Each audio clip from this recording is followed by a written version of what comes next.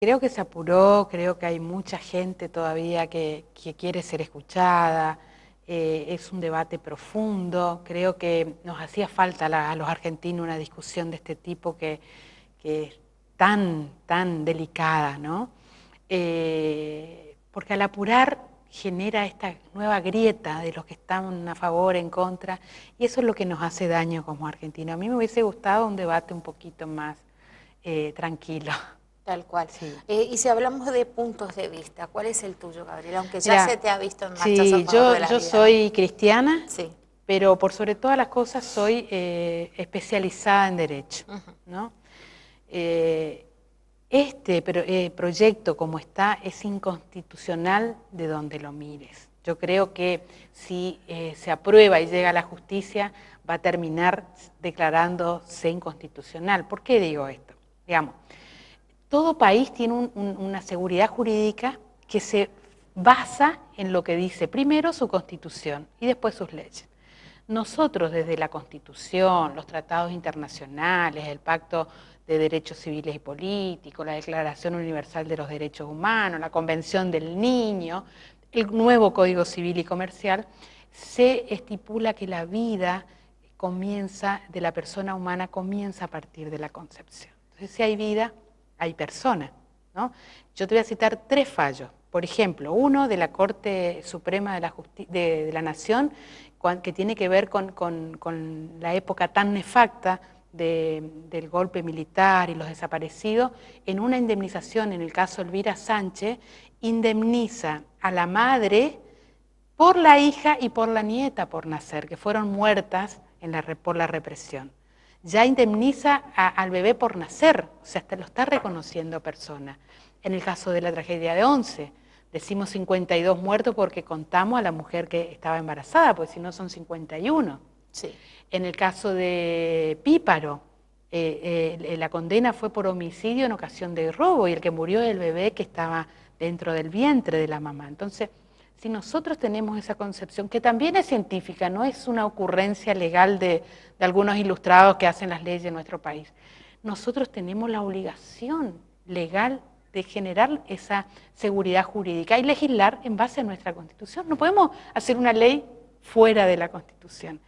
Si la Constitución me dice que hay personas con la concepción, a partir de la concepción, ¿cómo yo voy a autorizar un aborto voluntario?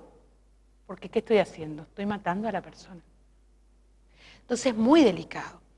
Hay un artículo, el 75 de la Constitución Nacional, en el inciso 23, dice que la Cámara deberá legislar en cuestiones previsionales para los niños con necesidades desde el embarazo. Entonces, si ellos legislan ahora de otra manera, Claro, sí, se es entiende la inconstitucional. postura, sí. Entonces, digo, creo que las dos posturas, a favor del proyecto o en contra del proyecto, yo estoy en contra del proyecto, yo creo que hay otros proyectos superadores a esto, no es que estar en contra Por por estar estar en en contra contra nada más, misma. sí. Creo que los dos defendemos la vida, con distintas posiciones, ¿no? Yo escuchaba muchos testimonios, ayer en la marcha estuvo una señora Claudia, que a mí me impactó mucho, porque ella dijo, era muchísima gente, dijo, yo tengo 10 hijos, y ahí todos aplaudimos, no paren, dijo, los 2 más grandes los maté yo, y hasta hoy no me puedo recuperar. Y que los hijos sabían y la habían autorizado y le habían pedido que ella hable para otras mujeres, ¿no? Entonces, hablar del posaborto, también hay que hablar.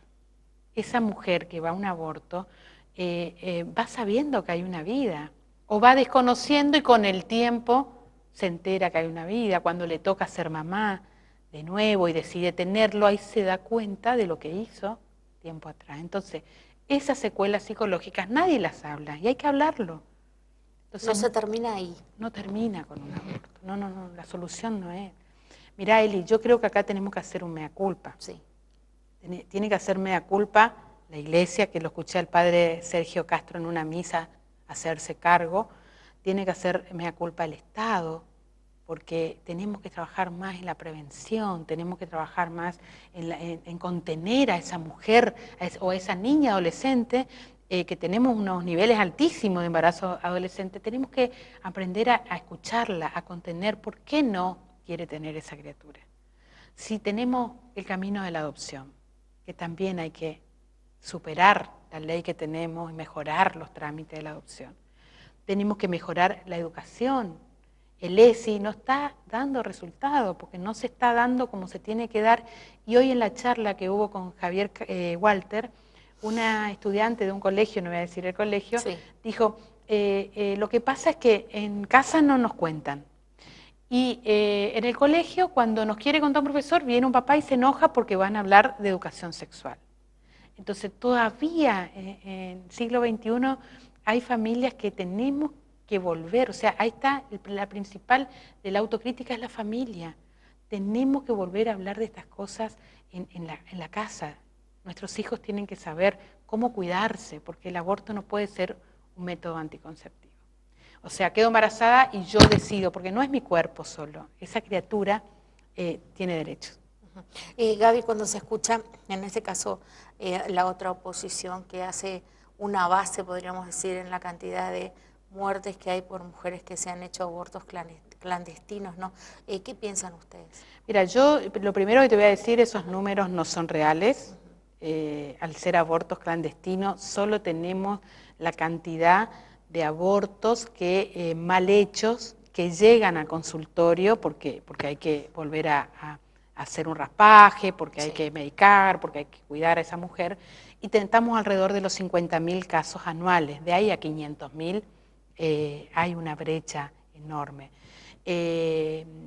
Yo creo que el aborto está entre nosotros, esté la ley o no esté la ley. O sea que yo creo que esto es constructivo, porque a partir del miércoles, jueves, que vamos a saber qué pasó en el Congreso, la sociedad tiene que empezar a hacerse cargo, haya ley o no haya ley. Yo personalmente creo que lo que hay que legislar, nosotros tenemos que despenalizar a la mujer, que hoy es un tipo jurídico que es punible si yo voluntariamente me hago un aborto. La mujer no puede ser punible porque la mujer está en un estado de emoción, está o con miedo o con necesidades o está amenazada, un montón de factores que llevan a una mujer a tomar esa decisión, ¿no? O falta de consentimiento, porque a veces no saben lo que están haciendo. Se cree que te dicen, no, no es vida, son células, y después con los años toma conciencia. Entonces, creo que, lo dije siempre, el conocimiento libera. Tenemos que trabajar ahí, en los barrios, con la gente y desde los colegios con la juventud. Tenemos que sepan cuidarse hoy, no solo por el embarazo, por las enfermedades, por un montón de cuestiones que tenemos que volver a la base. La educación sexual para no tener embarazos no deseados. Fíjate, Lili, que lo grave de este proyecto, porque yo me opongo rotundamente, el primer proyecto originario preveía que el artículo 8, que menores entre 13 y 16 años pudieran ir a practicarse un aborto sin consentimiento de los padres. Solito, una criatura de 13 años va al consultorio, se tiene que hacer un aborto. Hoy lo modifican el 7 de junio en el consenso que se hizo en comisión y dice que puede ir con un allegado. Pero si ese allegado es el familiar que la está abusando, ¿yo le soluciono la vida? No le soluciono, porque con ese aborto pierdo las pruebas del abuso. El ADN está en esa criatura.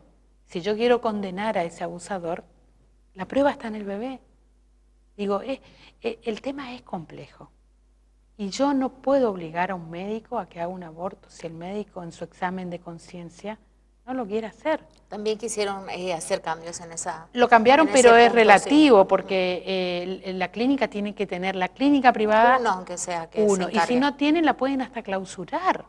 Es una cosa que yo a lo mejor obligue al Estado, pero obligar a un privado a tener médicos que quieran abortar, porque eso va a atentar contra la libertad de trabajo, porque las clínicas... yo si no quiero abortar, a lo mejor no me toman porque ellos tienen que garantizar que haya un ginecólogo abortista, por ejemplo. Sí. Entonces, digo, el crecimiento social tiene que venir con el conocimiento. El conocimiento es que para no llegar a un aborto ni legal ni clandestino, los dos tenemos que tener conocimiento. Las mujeres tenemos que saber, eso es querer nuestro cuerpo, saber cuidarnos y aprender a empoderarnos para esto que tanto decimos de cuestiones de género, para saber decir no y denunciar los casos de abuso, de violación. Digo, tenemos que empoderar a esa mujer, pero no es a través del aborto que le vamos a dar más poder. Yo creo que psicológicamente la vamos a destruir. A dejar muy mal. Sí, sí, sí, yo creo que sí. Gabriela, muchísimas gracias por venir. ¿Hay algo más que quieras mencionar de todo lo que has vivido también en todos estos días? No, mira, yo lo único que pido, hay casos que en grupos la gente se va, se enoja, viene, pido tolerancia, pido una sociedad con respeto, quiero una sociedad en paz, entonces estemos a favor o en contra, escuchémonos, que desde el disenso viene el crecimiento social. Entonces, solo eso, pedir eso a todos.